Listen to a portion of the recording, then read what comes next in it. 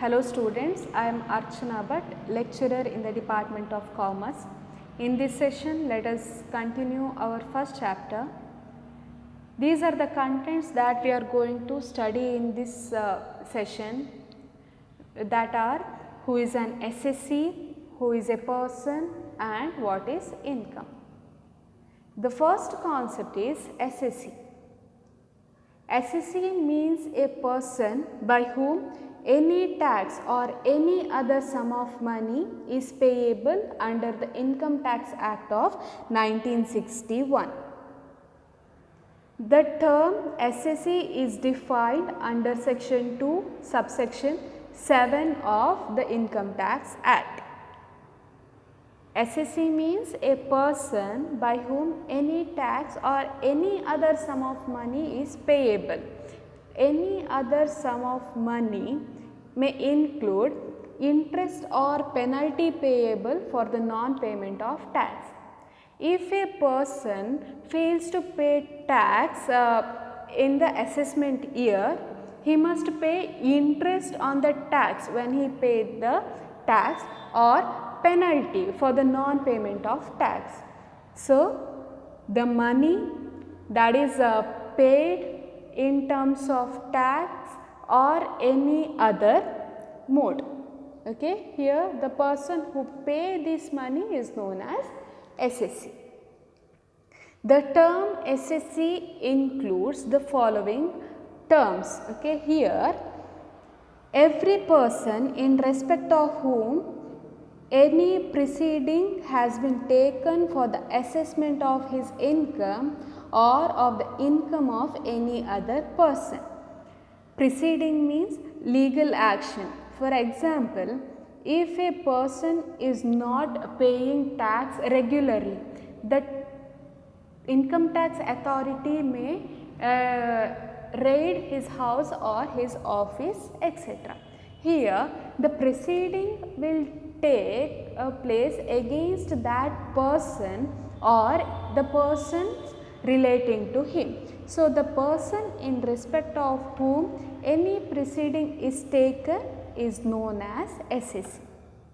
Second point is loss sustained by him or other person.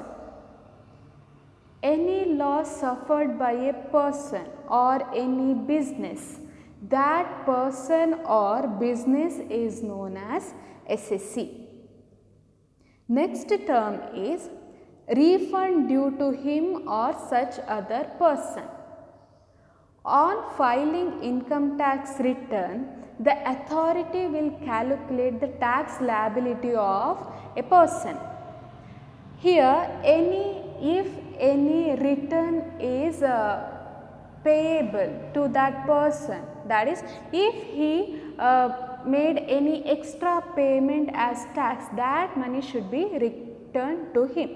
That person who is receiving that refund is known as SSC.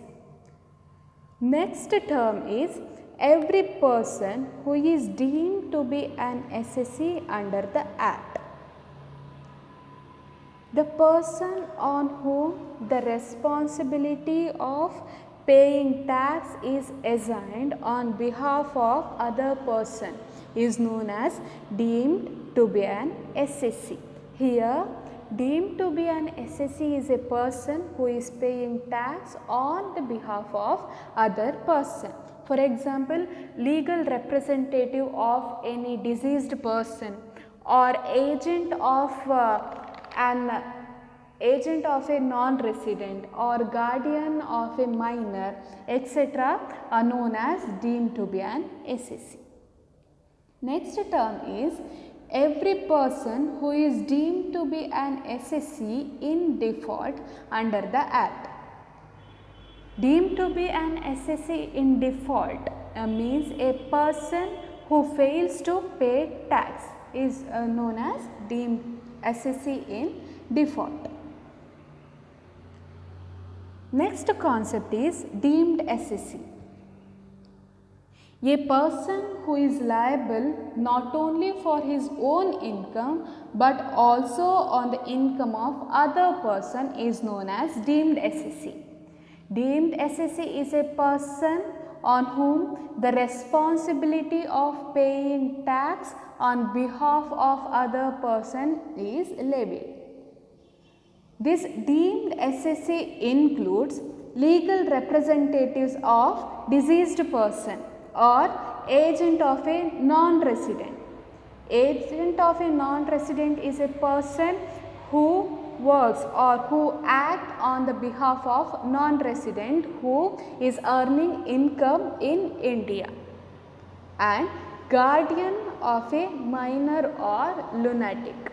So, the parties, that is legal representatives, agent of a non-resident and guardian of a minor or lunatic is known as deemed SSC.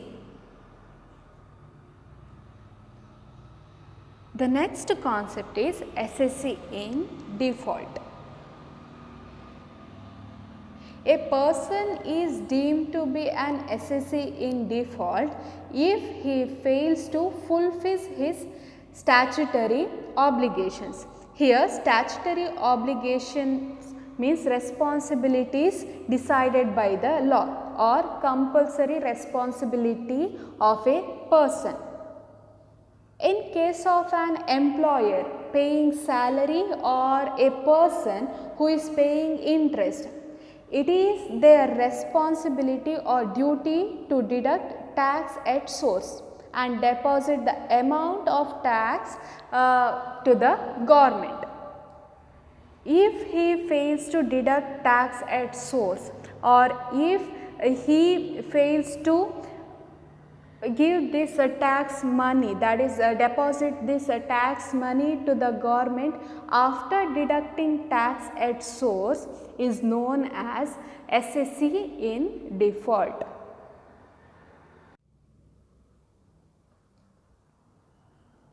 Tax deducted at source means any company or person making a payment is required to deduct tax before making that payment if the payment exceeds the minimum limit.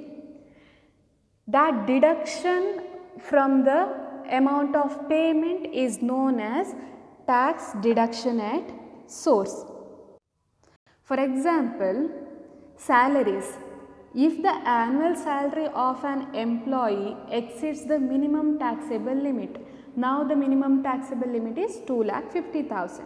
If his salary exceeds the minimum taxable limit, the employer deducts the tax from his monthly salary.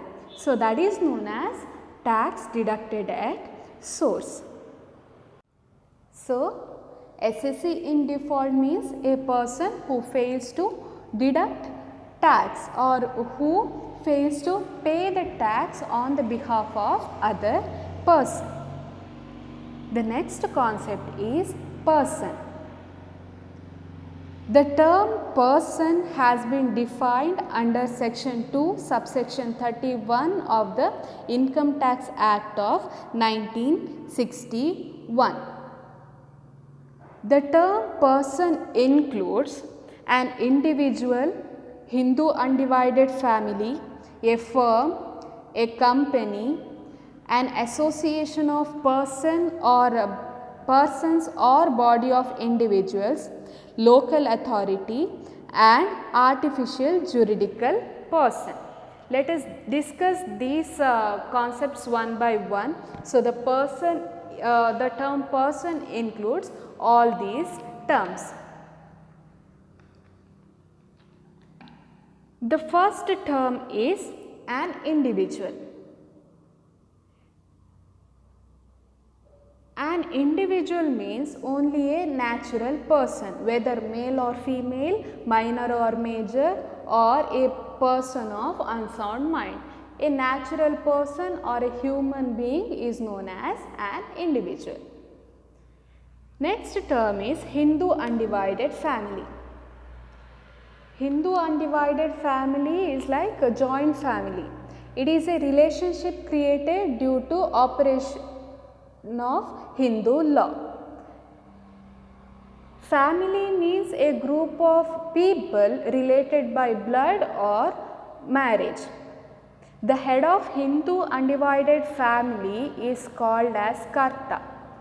As long as Hindu undivided family exists, individual or any individual member of Hindu undivided family cannot be assessed in respect of the income of this HUF. Okay, Hindu undivided family means a family.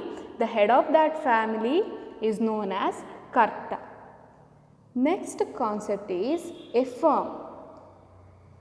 A firm means a partnership firm. A partnership firm is taxable entity separate and distinct from its partners. So, here the income of a partnership firm is taxable under the partnership firm only, because it is a separate entity separate from its partners. Here partners are not personally liable to pay the tax of the firm. Next term is a company.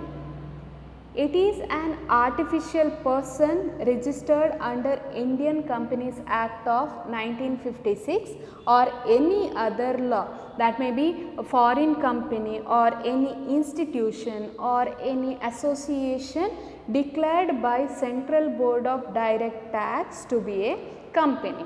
A company is an artificial person under Indian Companies Act of 1956 or any other company, that may be foreign company or any other institutions.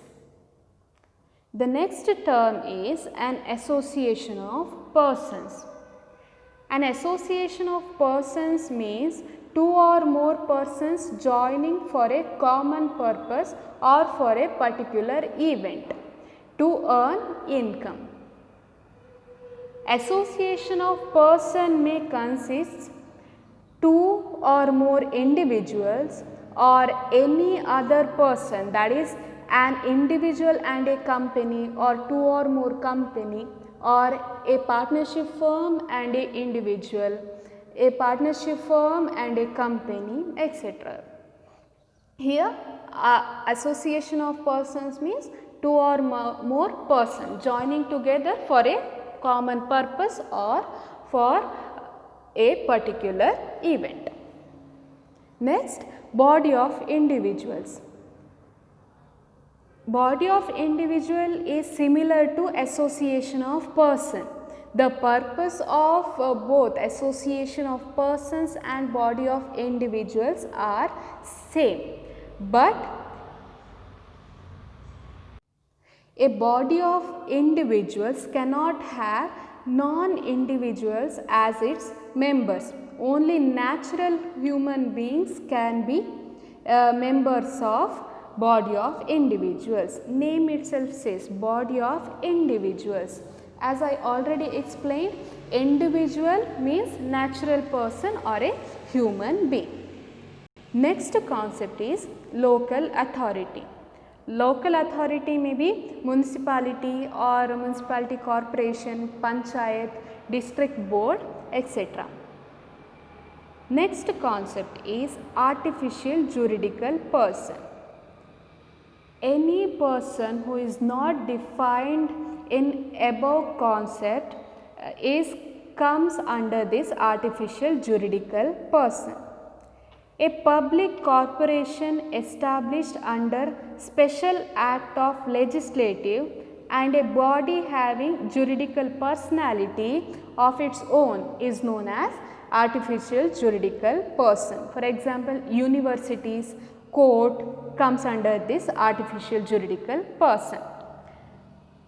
So, the term person includes all these terms. Okay, here person is not only an individual, but the Hindu undivided family, a firm, a company, an association of person, body of individual, local authority and artificial juridical person. Next concept that we have to study is income. That is, what is income? An assessee has to pay tax on the income earned by him in the previous year. Here income means one's earning of the year. Hence we must know how the Act defines income under section 2 subsection 24 of the Act gives a list of items that are to be treated as income. Okay. Here the Act of the Income Tax Act of 1961 gives the list of incomes. We have to study these incomes one by one. First one is profits or gains of business or profession. Any profits or gains earned by a business is known as income. Dividends. Dividend means part of company's profit paid to people or shareholders, okay, is known as dividend.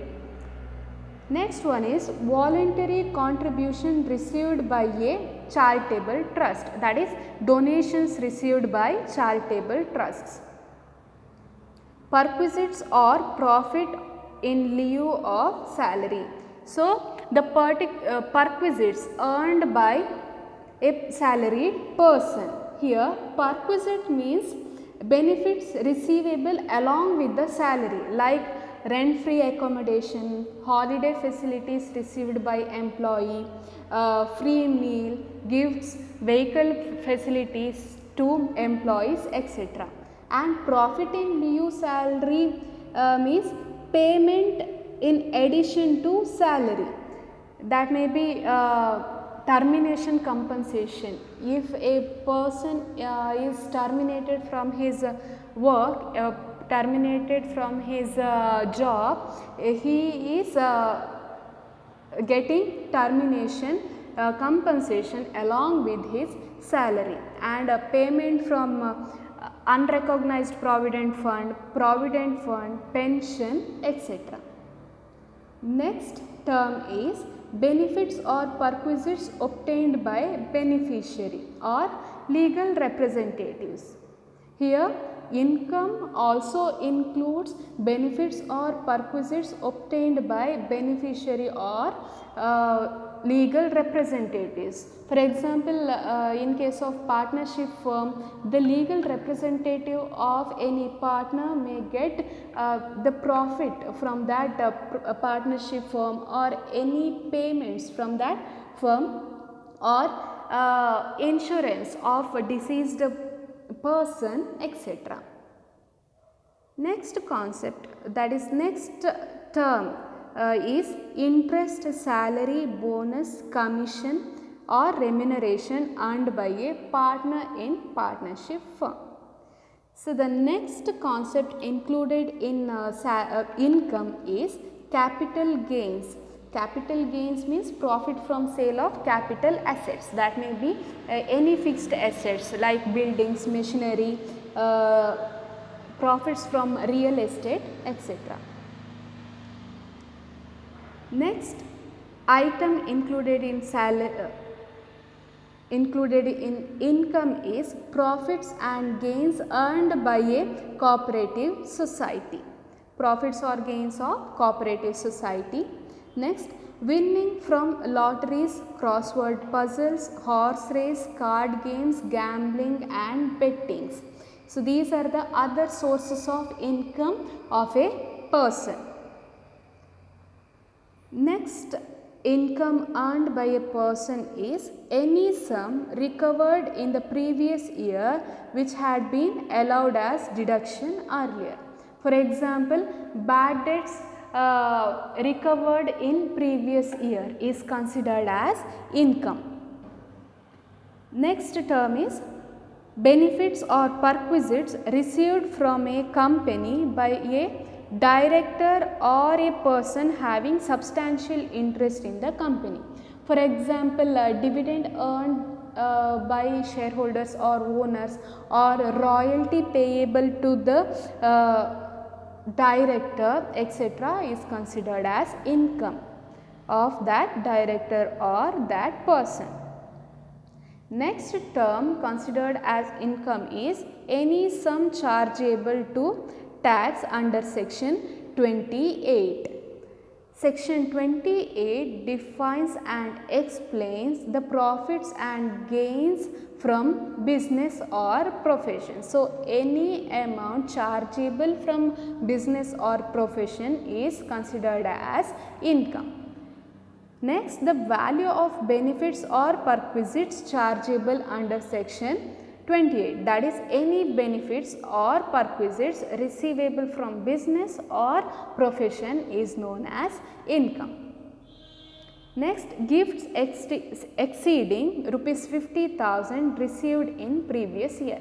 Any gifts received from anyone, the amount exceeding 50,000 is known as income.